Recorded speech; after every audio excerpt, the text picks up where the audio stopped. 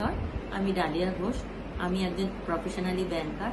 আমি আজ এই ভিডিওটি করছি আমার ওয়েট লস জার্নি শেয়ার করার জন্য। যার জন্য এই জার্নি সম্ভব হয়েছে, তিনি ডায়েটিশিয়ান ব্রততী কর্মকার।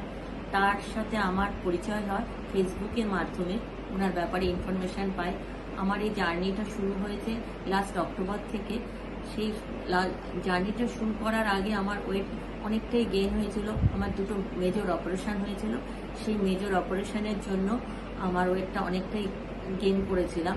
তা কিছুতেই আমি অনেক যোগা করি, অনেক জিমে যাই, কিন্তু কিছুতেই আমি ওয়েটটা লস করতে পারছিলাম না।